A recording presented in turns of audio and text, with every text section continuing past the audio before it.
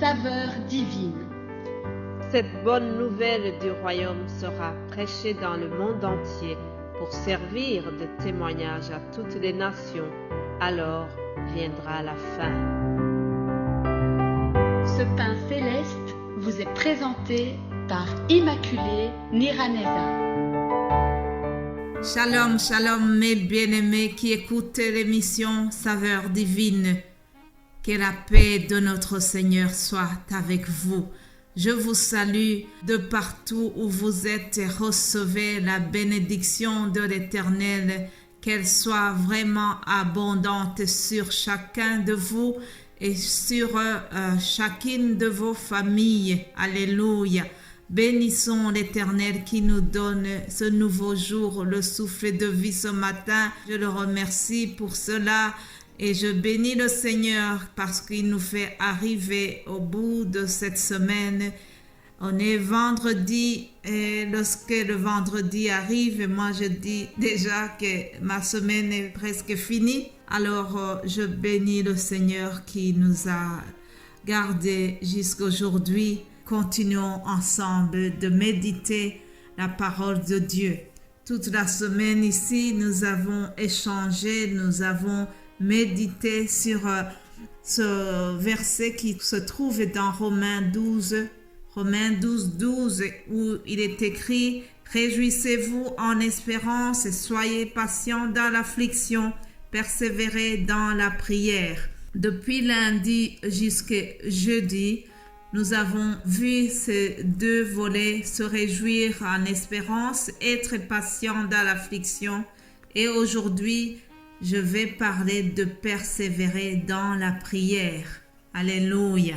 Il peut arriver que vous écoutez cette émission pour la première fois. Alors, je fais un rappel de ce que nous avons déjà vu ensemble. Nous avons vu que nous devons nous réjouir dans le Seigneur. Pourquoi dans le Seigneur? Parce que il y a d'autres sources de joie, mais la joie qui nous est donnée par notre Dieu, elle est durable. Alléluia. La joie du Seigneur est durable.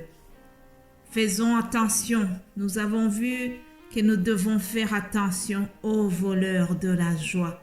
Il y a des choses qui sont là pour nous voler la joie, pour nous empêcher de nous réjouir dans le Seigneur. Or, lorsque nous perdons la joie, nous risquons aussi de perdre toute force d'avancer.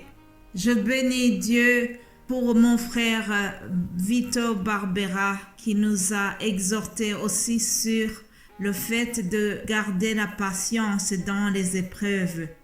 Vous savez, chers amis, être chrétien, être converti et pratiquant, être un enfant de Dieu, servant le Seigneur avec fidélité et intégrité, cela ne nous empêche pas de rencontrer les épreuves. Oui, chers amis, il peut y avoir que nous ayons des épreuves tout en étant corrects avec le Seigneur. Ce qu'il faut retenir, c'est que rien ne pourra nous séparer de l'amour de Dieu. Même dans les épreuves, Dieu nous aime encore, Dieu est là. Alors, lorsque nous sentons que nous arrivons vraiment à bout de notre patience, qu'est-ce que nous devons faire, chers amis? Déclarons la parole de Dieu.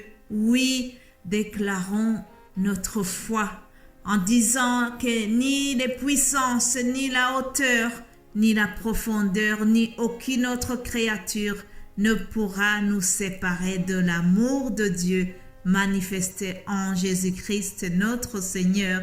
Alléluia. Ça, c'est la parole que nous trouvons Romains 8, verset 39. Et je pourrais ajouter ceci, c'est que, chers amis, aucune tentation ne nous est survenue qui ne soit pas humaine. Et Dieu qui est fidèle ne permettra pas que nous soyons tentés au-delà de nos forces. Alléluia. Que cela nous encourage, chers amis. Dieu ne nous permettra pas que nous soyons éprouvés, tentés au-delà de nos forces.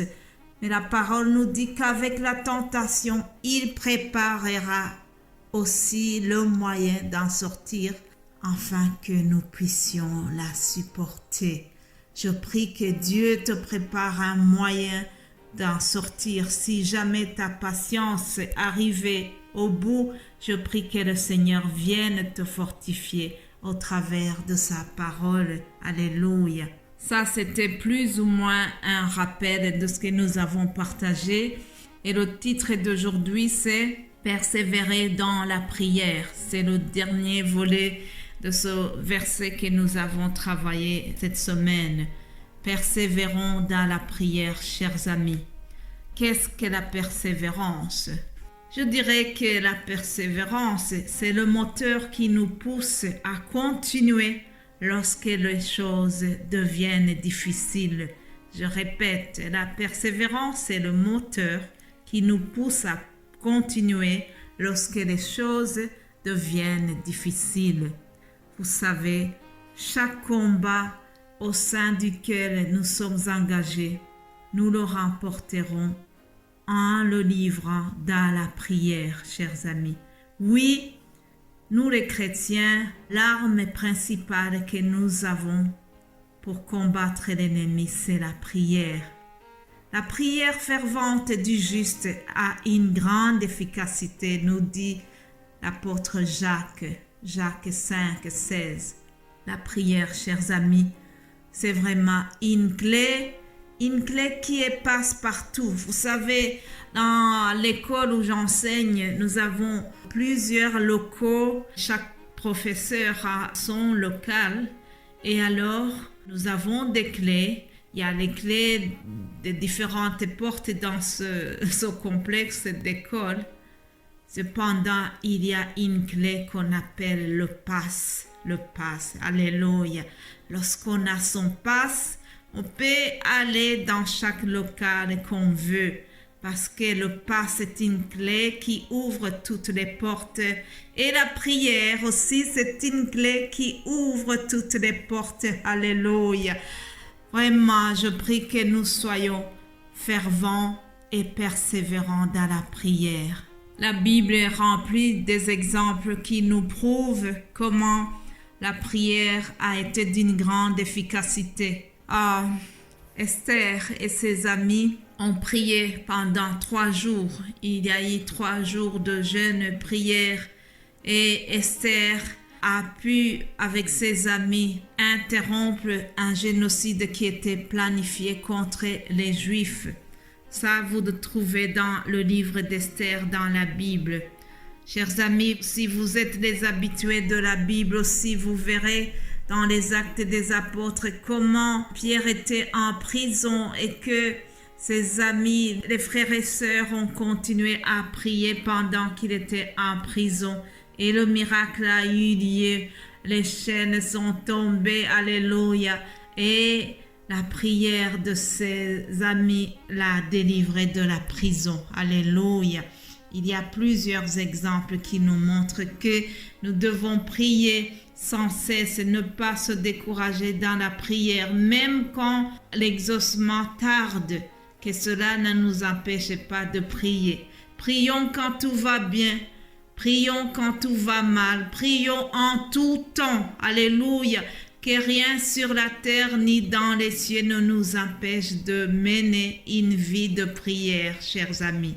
Quelqu'un a dit que la prière, c'est comme de l'air qu'on respire, c'est comme de l'oxygène, on en a besoin. Oui, on a besoin de l'oxygène pour pouvoir vivre. Alors, la prière aussi nous tient vraiment vivantes. Nous avons besoin de la prière pour que nous puissions rester dans une vie réelle au niveau spirituel. Si tu ne pries pas, tu meurs spirituellement. Vous savez, Jésus-Christ, le Fils de Dieu, nous a donné un bon exemple. La Bible nous montre qu'il priait. Il prenait beaucoup de temps dans la prière. Luc 6, 12, on nous dit, en ce temps-là, Jésus se rendit sur la montagne pour prier et il passa toute la nuit à prier Dieu. Mais bien-aimés de Dieu, si Jésus, le Fils de Dieu, a eu besoin de prier, alors combien de fois aussi nous avons besoin de prier? Ah oui, chers amis, persévérons dans la prière. La prière du juste est d'une grande efficacité. Alléluia. Père Céleste, je te remercie. Merci pour ces paroles que nous avons partagées avec ton peuple. Maintenant, je te prie, Seigneur, d'accompagner puissamment tout ce que nous avons échangé durant la semaine. Bénis chaque personne qui a écouté. Bénis ton serviteur qui a aussi apporté la méditation hier. Continue de nous bénir tous, Seigneur, et que cette parole soit suivie par les signes que tu as promis, Seigneur. Alléluia. Bénis tout le monde. C'est au nom de Jésus-Christ que j'ai prié. Amen.